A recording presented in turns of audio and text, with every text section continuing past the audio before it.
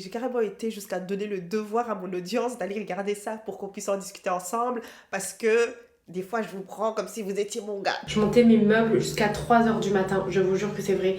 Les meubles, des enfants, des armoires, des trucs en attendant que mon mari dormait à la maison.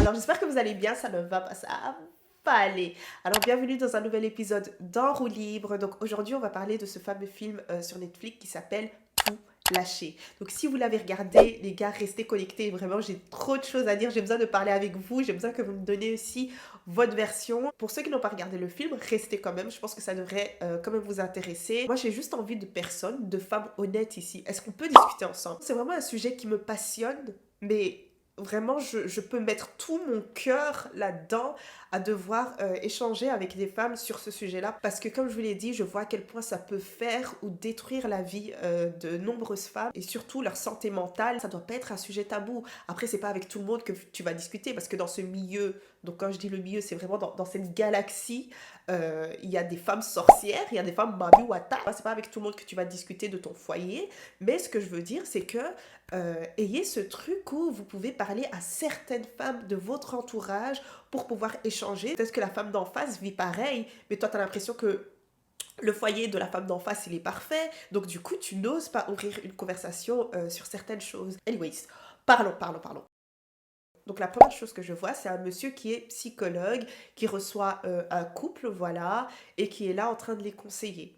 Donc vous avez sa collègue qui passe, et directement, j'ai tilté qu'il y avait un truc entre eux, mais je me suis dit, Gloria, laisse les choses évoluer. D'ailleurs, en parlant de ça, les gars, dites-moi si ça existe vraiment, ce truc de devoir avoir un walk bay. Je vous pose la question parce que moi, je n'ai jamais vraiment travaillé dans une entreprise, genre une grande entreprise avec tout plein de personnes et tout ça, où tu te lis d'amitié et tout ça. Donc, c'est un petit peu nouveau pour moi et j'aimerais savoir si ce phénomène-là existe réellement. Est-ce que les gens ont un work bay, donc un petit ami ou une petite amie au travail, sachant qu'ils sont mariés? Est-ce que c'est réel? Les gars, ça fait peur, genre ça fait vraiment peur. J'ai vu qu'il y a des personnes qui en discutaient et tout. Je pense que c'est en Angleterre ou quoi, dans des podcasts et tout ça. Il y a carrément eu toute une vague de ouais, mon work bay, mon work bay. Je me suis dit en vérité, donc les gens ils sont là, ils doivent aller charbonner pour la famille, etc. Mais toi tu vas. Hey Dieu! Non, vraiment, ça me dépasse! Et donc, c'est comme si vous étiez en couple au travail, mais après, chacun rentre chez soi. Genre, c'est choquant. Et la vérité, moi, je travaille avec mon gars, ça va pas ou quoi? Non, je déconne.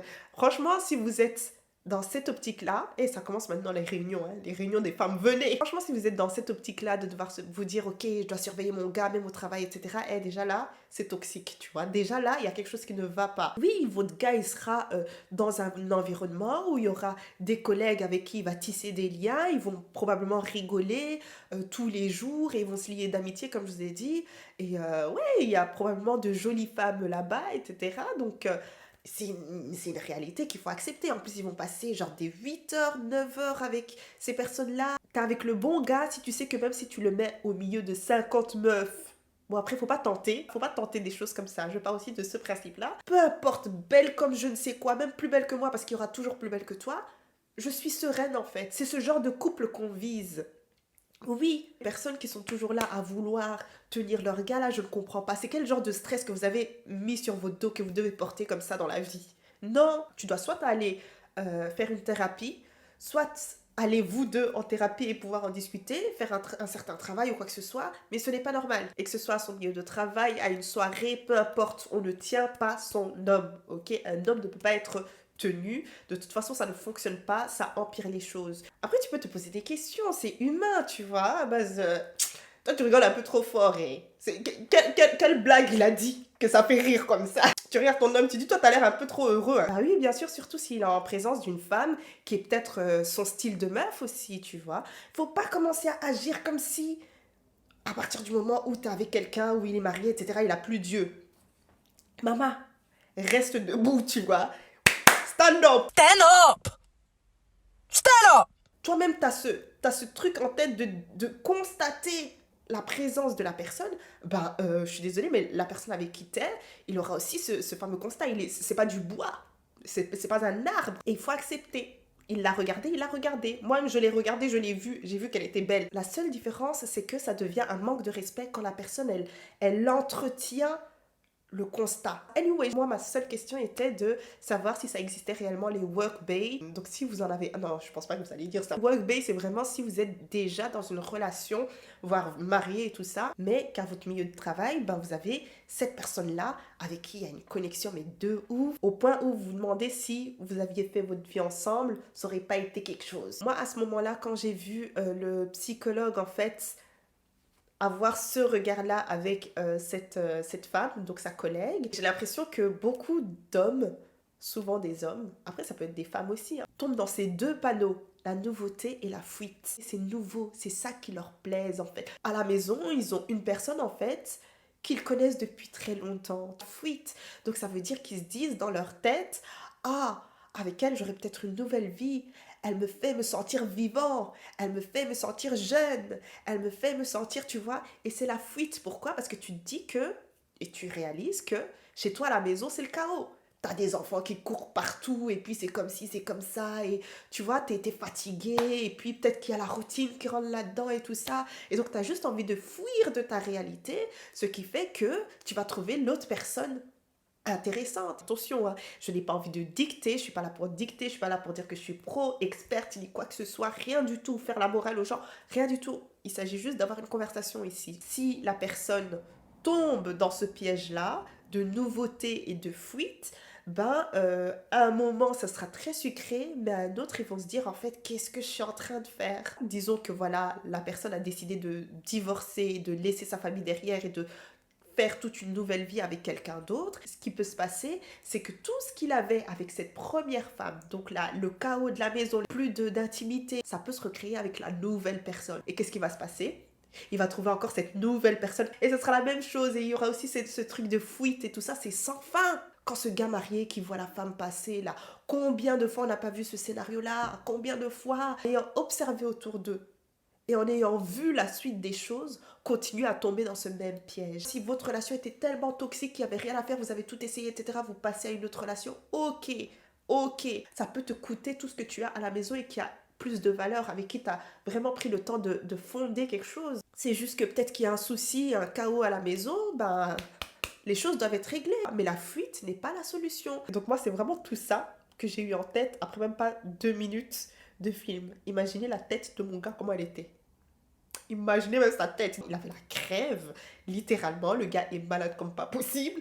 Et il m'a regardé à base de Gloria. J'ai juste envie de regarder le film en fait. Apprenons de nos erreurs. Apprenons de nos erreurs. Je sais pas. Peut-être que les gens se disent, oh, pour moi, ce sera peut-être différent, tu vois. Et tu vas te rendre compte à quel point t'as été stupide. Tu vas te dire, ouais, bah, ma femme précédente, elle avait pas ça, j'aurais dû rester sans blague. T'as laissé toute une famille. Donc, à un certain moment, le monsieur, donc il rentre, il voit qu'il n'est pas remarqué dans le foyer, il en a juste marre, tu vois à quel point, genre, c'est lourd sa vie, tu vois. Et oui, ça peut arriver à plusieurs personnes, mais c'est à ce moment-là que il faut se battre, en fait. Quand on est là et qu'on se marie, c'est un engagement. Et l'engagement, c'est pas quand c'est tout rose, quand tout va bien, etc. On voit l'engagement dans les pires moments. C'est vraiment là que tu vois, en vérité, je suis engagée. Et il propose à sa femme de divorcer. Sa femme, elle dit quoi? Et là, je trouve que c'est la plus belle preuve d'amour, hein. Elle lui dit non. Elle lui dit non, not today. Pourquoi est-ce que j'estime que c'est la plus belle preuve d'amour? Quand on était là et qu'on s'est dit oui et qu'on a mis la bague, on s'est dit pour la vie.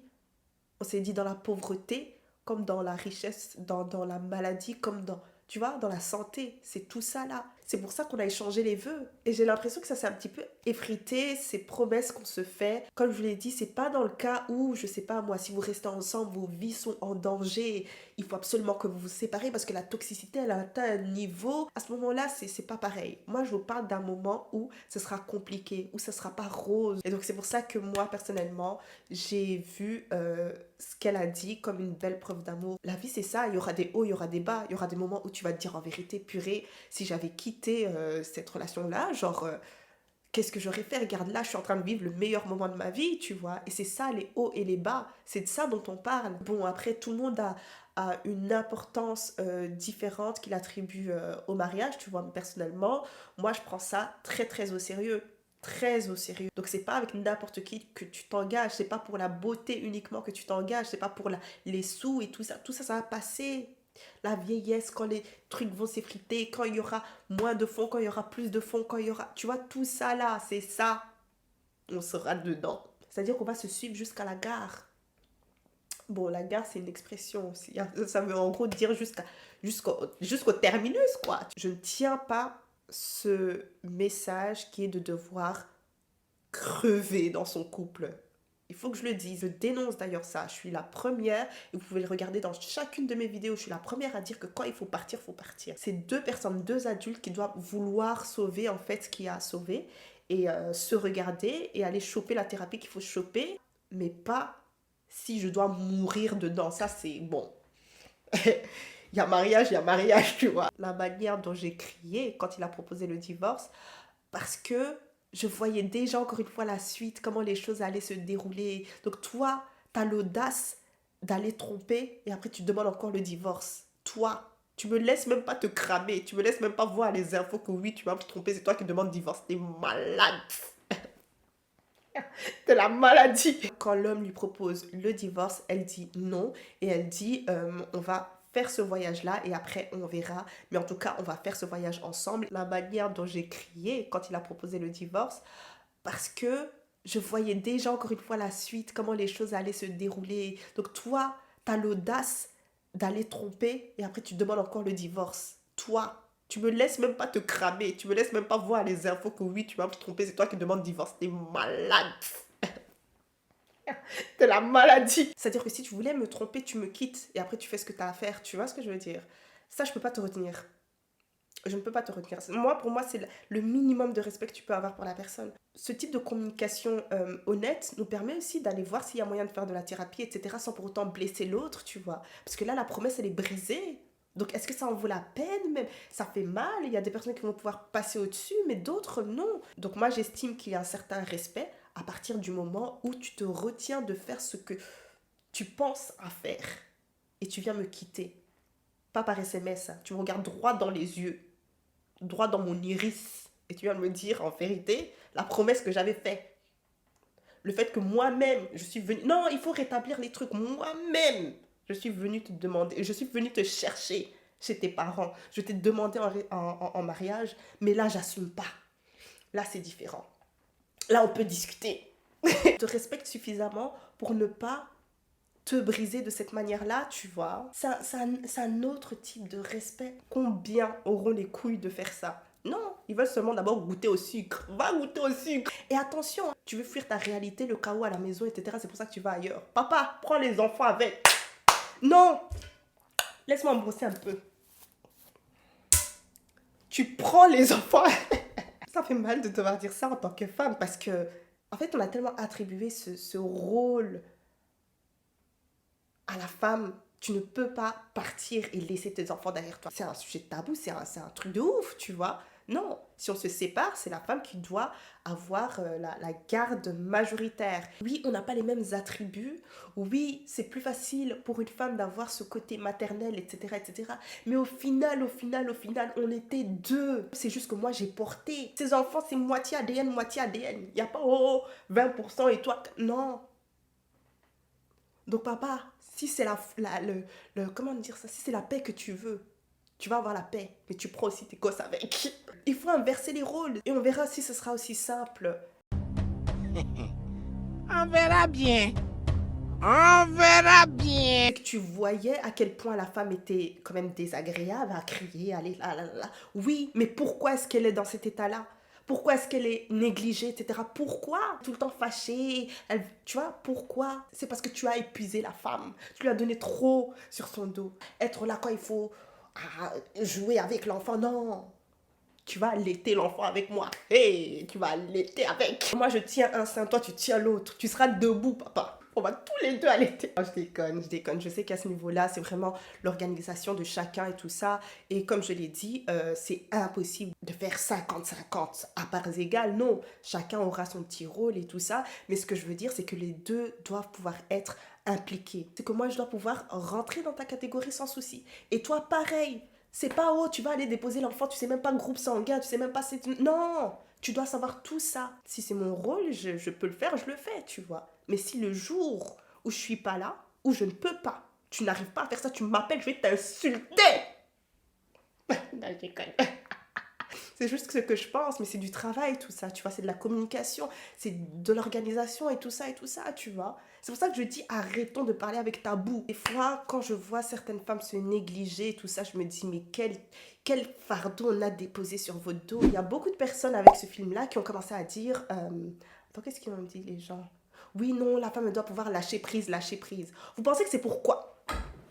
Non, je dois bien m'asseoir. Et moi, ça m'a un petit peu titillé quand le monsieur, il est venu avec ce oui, mais tu veux tout contrôler, etc. Et la femme va contrôler par survie. Un petit peu le même exemple, genre, ouais, elle est indépendante, etc., etc. Non, il y a des femmes qui sont devenues indépendantes parce qu'elles n'avaient pas le choix. Ok? C'est-à-dire que il y a personne qui s'est manifesté pour elle. Et donc, elle a dû se lever et faire les choses parce qu'elle a compris qu'on n'allait pas se lever pour elle. Par défaut, elle est devenue indépendante. Elle a été chercher elle-même ce qu'elle voulait dans sa vie, tu vois.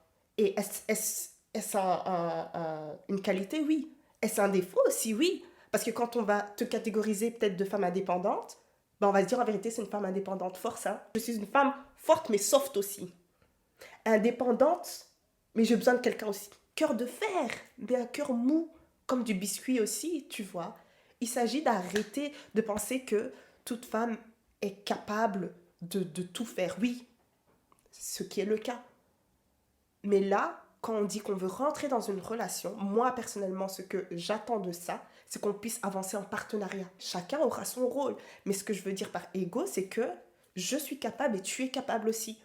Et on avance comme ça. Parfois, je ferai 80%, parfois, t'en feras 20%, mais quand il y aura des moments où je ne peux pas, je ne suis pas en mesure de faire les 80% que j'adore faire et que je sais faire, etc., je veux que tu puisses rapporter ton 80%, comme moi, j'ai apporté mon 80%.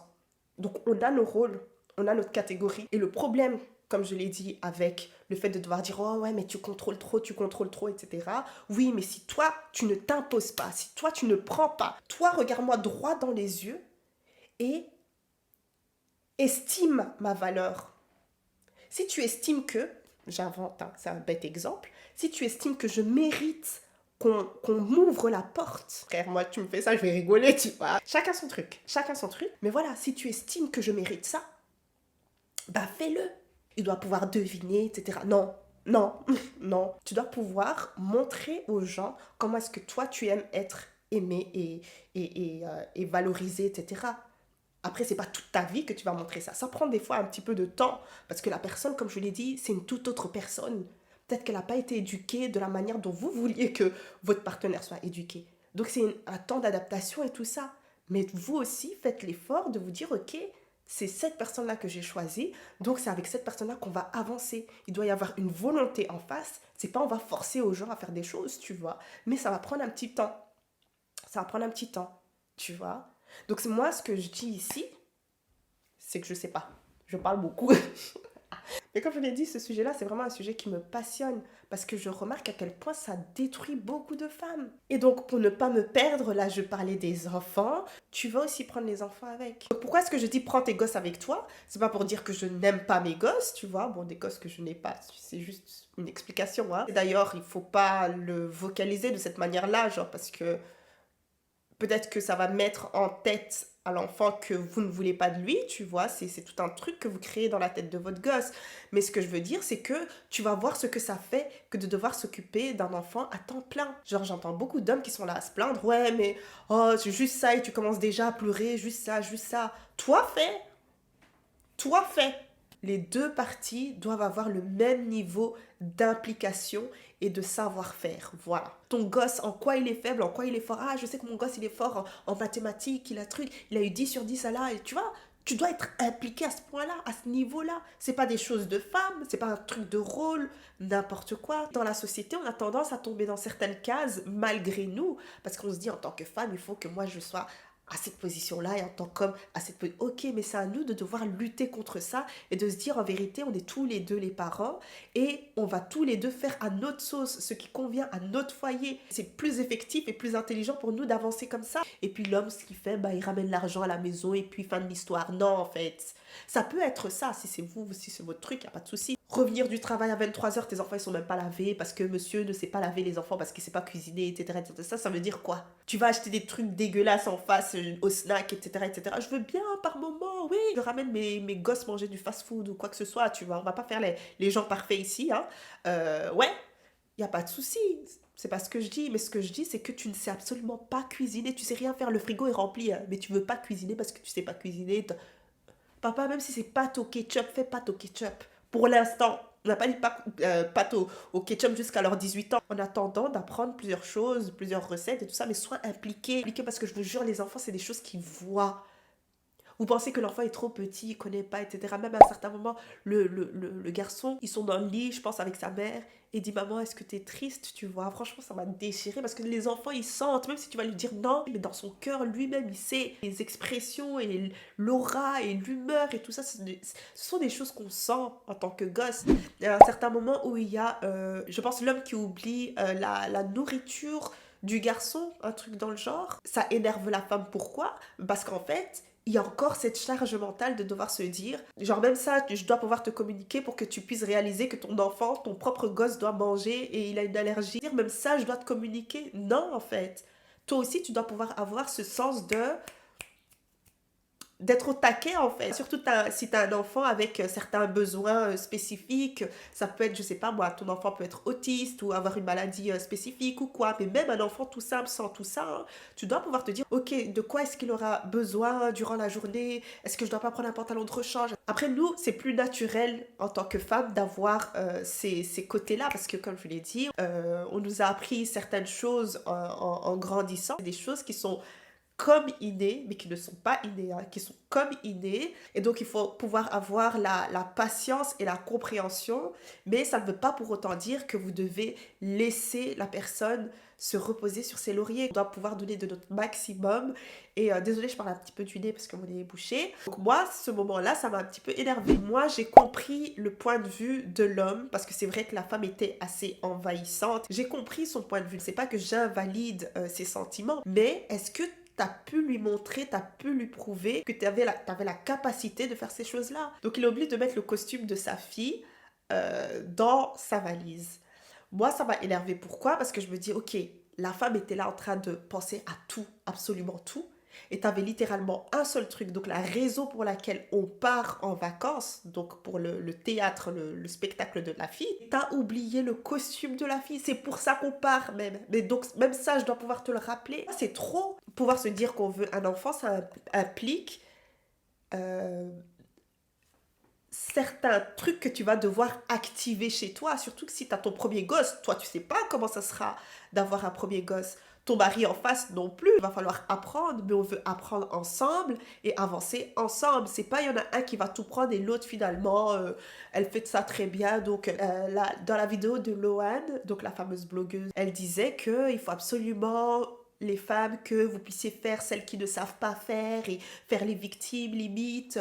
Moi, vous savez que je suis quelqu'un d'un tempérament qui a l'habitude de tout faire, qui veut tout. Genre, quand je me suis mariée, j'ai fait le déménagement, j'ai porté les cartons moi-même, j'ai tout rangé, je mettais tout en place. Je montais mes meubles jusqu'à 3h du matin, je vous jure que c'est vrai. Les meubles des enfants, des armoires, des trucs en attendant que mon mari dormait à la maison. J'ai toujours voulu faire la femme forte parce que c'est dans mon tempérament. Mais quelle connerie que j'ai fait, vraiment. Après 15 ans d'usure, je dis bien 15 ans d'usure, je peux vous garantir que c'est pas le bon plan. Faites la femme faible, qui est toujours un peu malade, qui est genre la femme qui sait pas monter les meubles, qui sait rien faire. Et je vous jure que vraiment, c'est la meilleure des trucs. Je pense à ma pote Asma, genre qui est... Bon, elle, par contre, c'est vrai c'est pas qu'elle est faible, mais genre voilà, elle fait pas tout. Et son mari, mais qu'est-ce qu'il aide? Et quand je vois ma vie à côté, je me dis, mais quelle vie de Conchita j'ai. En fait, j'ai toujours tellement tout voulu faire que mon mari, en fait, c'est genre femme capable, quoi. Oui, ok, femme capable. Oui et non, je dirais. Parce qu'il ne s'agit pas de commencer à faire semblant qu'on ne sait pas faire quelque chose ou quoi, tu vois, juste pour avoir un certain résultat. Non, ton partenaire doit savoir que, ok, je veux pouvoir la servir en fait. On peut vouloir tout faire, mais vraiment tout pour mon homme, tout pour mon homme, tout pour mon homme. Je vais même curer sa plante des pieds, tu vois. Mais ça me fait du bien de le faire si vous savez que l'autre personne aurait fait pareil pour vous aussi. À ce moment-là, tu sens pas réellement le travail. Et je déteste ce truc aussi des femmes qui pensent qu'on doit absolument tout faire pour elles parce que ce sont les princesses, je dois absolument rien faire. C'est lui qui doit faire ci, c'est lui qui doit faire ça. Non, rien ne t'est dû non plus. C'est pour ça que je dis en fait, il s'agit d'un partenariat quand on est en couple. Si tu vois que tu peux alléger une personne dans quelque chose, ben tu le fais. Parce que tu sais que cette personne-là fera aussi pareil pour toi. Et je trouve que comme ça, c'est sain d'avancer. C'est pour ça que je dis que le fait de devoir dire « Oh non, il faut faire semblant que vous ne savez pas faire ci, vous ne savez pas faire ça. » Non, ma femme, c'est quelqu'un, elle mérite que je fasse ça pour elle. Si l'homme ne fait pas, en fait, c'est uniquement à ce moment-là que la femme aura ces critères-là de vouloir trop contrôler. Elle contrôle parce que les choses ne sont pas faites. Il y a beaucoup d'hommes, en fait, qui sont là « Ouais, mais ça sert à rien de le faire. De toute façon, elle repasse chaque fois après. » Et nous, en tant que femmes, on doit pouvoir se dire « Les baskets de mon gosse sont mal mises, en fait. Je vais laisser les chaussures de mon gosse comme ça. Et si tu fais la remarque, peut-être que l'homme va dire « Ah ouais, merde. » La remarque, c'est aussi dans la manière de communiquer la chose. Mais au moins, c'est l'homme qui va faire et qui va rectifier ce qu'il a fait. Le pantalon est mis à l'envers. Ça va pas tuer le gosse. Et ça deviendra une habitude au point où tu n'auras même plus ce genre de souci de pantalon à l'envers. Et c'est là où je dis que des fois, les femmes, elles doivent vraiment laisser aussi nature de tomber dans ce schéma-là. Et c'est pour ça que des fois, il faut faire attention. Et c'est pour ça que je dis que en amour, des fois, il faut calculer. Et c'est uniquement pour cette raison-là. Donc moi, si je peux t'apprendre quelque chose, bah, je t'apprends. Toi, si tu peux m'apprendre quelque chose, tu m'apprends. Si moi, je peux t'alléger, je t'allège. Si toi, tu peux m'alléger, tu m'allèges. Et c'est ça constamment et limite toute une vie. Je ne dis pas que j'ai 10 ans de mariage devant moi ni quoi que ce soit, hein, absolument pas. Mais je trouve que je tiens à quelque chose pour une relation saine. C'est pas facile tous les jours, mais soyons honnêtes en tant que femme, il y a moyen de pouvoir être informé sur certaines choses pour faire différemment et avoir une santé mentale plus saine, même si tout est parfait dans notre tête. Ah ouais, non, mais il manque ça à faire, il manque ça, tu vois. Donc, il faut pouvoir accepter le fait qu'on soit comme ça, mais d'un autre côté, il faut absolument se dire que si je me mets avec quelqu'un, c'est pour un partenariat et pas que ce soit une compétition ou que la personne m'utilise comme si j'étais un domestique, quoi. C'est qu'à un certain moment, le monsieur dit quelque chose, il dit qu'il est tellement transparent pour tout le monde, même pour les enfants limite, genre on le remarque pas et c'est pour ça qu'il a été voir ailleurs et tout. Je peux comprendre, mais si tu t'imposais plus, ce serait différent. Ce serait différent, on te considérerait à ce moment-là. Ils prennent l'avion et vous avez comme par hasard la maman qui a l'enfant le plus insupportable et tu vois, c'est dans des petites choses comme ça, en fait. C'est ça, on a dit homme alpha. Quand l'enfant, quand tu lui dis quelque chose, c'est vieux, maman a dit ça. Tu vois, donc c'est ça que tu vas faire. Tu parles une fois. Oh mon Dieu, ça c'est masculin. Tu vois ce que je veux dire? Et on voit à quel point l'enfant a de la considération pour toi. Parce que tu t'imposes en tant que père, en tant qu'homme de la famille. Donc je peux comprendre ce truc où il se dit ouais mais je suis transparent et machin. Oui mais c'est à toi de t'imposer. Le fait de devoir laisser la femme tout gérer, ça va toucher tout le foyer. On va te considérer comme un bête gars. Et c'est la réalité de beaucoup de foyers. Soit on va plus vous adresser la parole, soit, comme je l'ai dit, votre enfant va vous considérer comme un bête gars. Donc il sera impoli. Le jour où vous allez lui dire ouais non, elle va te dire toi t'es qui? Est-ce que tu as payé ma scolarité une seule fois? Est-ce que tu m'as habillé? Toi, t'es qui? Donc, des fois, quand on voit un enfant manquer de respect à l'un de ses parents, il faut vous demander pourquoi. Il ne faut pas être rapide à juger. Il faut vous demander pourquoi. Qu'est-ce qui n'a pas été? Et là, c'est clairement un problème de fondation. C'est un problème de base qui n'ont pas été posés. Là, le père, il aurait dû se lever à base de toi, petit. Viens ici, assieds-toi. Tu vas le voir sage, tout le voyage. Oui, on a besoin de ce genre de figure masculine. C'est très important. Des fois, en tant que femme, voilà, on a ce truc de devoir chouchouter, etc. Et on attendrit beaucoup et tout, tu vois. Donc, des fois, l'enfant, il pense qu'il peut tout faire avec toi. Bon, ça, c'est pas dans mon foyer parce que moi-même, vous savez déjà. Il y a certains moments où elle allume le feu de la cheminée alors que son gars lui dit qu'il va aller préparer du bois pour pouvoir allumer le feu. Tu vois ça, des fois, nous, les femmes, on dérange. Des fois, on doit pouvoir laisser faire même si on sait faire. Oui, mais t'as pas besoin de commencer à faire semblant devant ton gars ou quoi. C'est là où je dis que, ouais, tu vois, tu veux peut-être allumer le feu, tu es une femme adulte, etc. Tu vois, pas commencer à faire la princesse, non, moi, j'allume pas le feu. Si tu sais allumer le feu, tu prends le truc. Ouais, ton gars, il va te dire non, en fait, assieds-toi. Tu vois, c'est ça, on dit respect. C'est ça, on dit considération. C'est ça, on dit, je t'estime. J'ai des gros sacs et tout ça, là. Viens me les porter. C'est pas moi qui dois dire, ouais, mais tu peux me porter ça. Non, en fait, si toi, dans ta tête, tu estimes que ma femme ne doit pas porter de sac, ben, fais un point dans ta tête en te disant, ma femme ne portera pas de sac et je prendrai ses sacs, tu vois. Ça veut pas dire que je ne sais pas porter, ça veut pas dire que... Non, en fait, c'est juste que tu m'estimes à ce point-là. La femme qui allume le feu, là, ça c'est aussi le contrôle, tu vois. Une fois qu'elle est partie, elle est partie. Donc moi, je peux faire ça, je peux faire ça, je peux faire ça. Il y a personne qui va m'arrêter. Je vais pas commencer à demander au gars, peut-être qu'il sait pas faire ou il va prendre trop de temps et tout ça. Moi, je veux simplement allumer mon feu, donc j'allume toute seule. Et l'homme, il prend ça pour lui, il est là, genre, ouais, bah, gars, faut aller vite en fait. Quand tu t'es là, tu as ce truc de contrôle, tu anticipes chaque fois les besoins. Tu anticipes, tu anticipes. Vous imaginez ce que ça doit faire au cerveau? Le cerveau est fatigué. T'as tellement fait que tu sais que, ah, bah ça s'allume comme ça c'est comme ça, en 2 secondes tu le fais. Mais toi, en tant qu'homme, tu l'as tellement jamais fait, t'as tellement laissé ta femme faire que tu sais même pas. Et tu veux essayer, hein, mais tu prends 20 minutes ou si c'est combien de minutes à le faire? Bah ouais, parce que ta femme, elle a passé son temps à le faire. Et donc là, elle le fait en 5 minutes. Je trouve ça trop triste. Après, il y a des hommes, ils sont trop fiers, ils aiment pas écouter. Non, mais laisse-moi, je sais faire, laisse-moi, je sais faire, laisse-moi, je sais faire. Regarde, la casserole est brûlée. Tu vois? Bon, des fois, c'est par fierté, par ego, mais ça, c'est encore un autre sujet. Mais faut pas vous dire que vous allez tout faire à sa place. Je me demande si c'est pas ça qui lui a causé son cancer. Ça peut être la raison aussi. À force de devoir être fatigué, etc., etc. Et on t'a épuisé, ton homme t'a épuisé, maintenant t'as le cancer. Parce qu'après on découvre que la femme a le cancer, c'est pour ça qu'elle voulait tout contrôler, qu'elle avait de grandes attentes de son homme. C'est chaque fois à la fin, à la toute fin, que l'homme comprend et qu'il devient responsable et tout ça. Donc il faut d'abord que j'ai le cancer, papa. Il faut d'abord que j'ai le cancer. C'est-à-dire, on en a parlé depuis. Il faut d'abord que j'ai le cancer avant que tu décides de changer.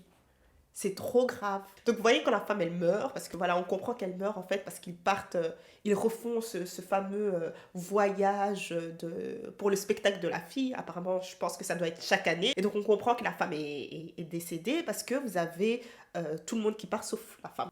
À un certain moment, moi je me suis dit, l'homme est tellement mauvais que ça se trouve, son ancienne chick là, après la mort de sa femme, même pas 2 semaines après, il va la faire rentrer dans la maison. Vous vous blaguez avec certains hommes, vous blaguez avec eux. Faut même pas jouer. Hé, homme n'est pas ton ami. Hein. Donc moi, c'est une petite réflexion que j'ai eue. Mais je me suis dit, j'essaie de dire Gloria et un esprit sain. Vous avez un scénario où, bien sûr, l'homme retombe amoureux de sa femme parce qu'il voit qu'elle est belle et tout ça. Et franchement, c'est peut-être hyper cliché, mais c'est vrai en fait. Quand l'homme, il va vous voir un petit peu plus épanoui, prendre soin de vous, très lâché prise, etc., il va littéralement retomber amoureux parce qu'il voit cette personne dont il est tombé amoureux en fait.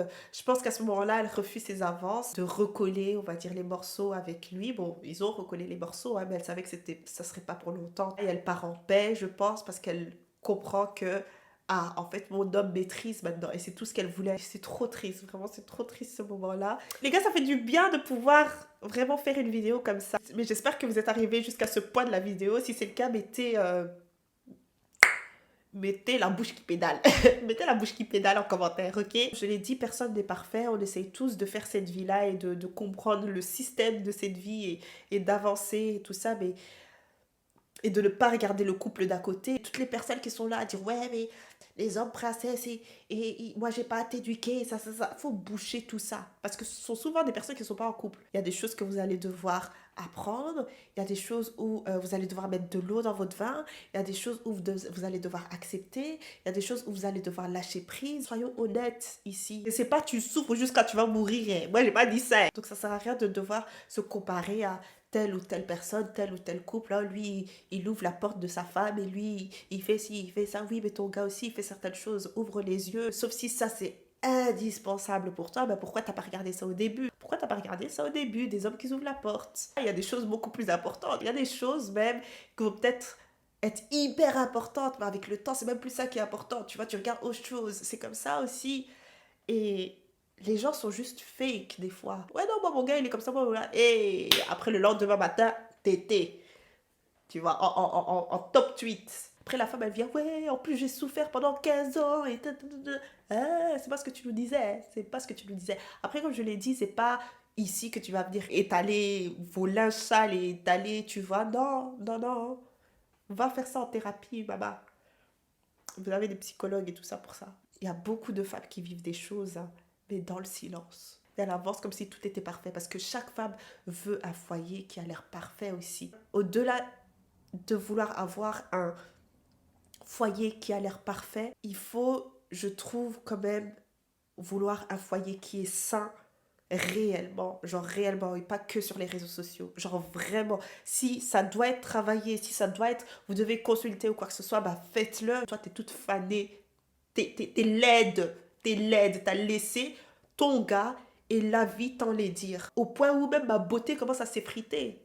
Et le make-up est posé, la wig est posée, tout comme ça. De toute façon, tu m'as trouvé, cette façon je vais avancer la vie avec. Les femmes qui disent tout pour mon homme, hein, c'est parce que l'homme, il offre tout aussi. C'est ça, on dit tout pour mon homme. C'est-à-dire qu'on a fait les enfants, on a fait les enfants à deux. Hein. Si tu pouvais pas, fallait pas mettre tes reins dedans. Fallait me laisser. Tu vois, le premier jour où tu m'as vu là, fallait me laisser.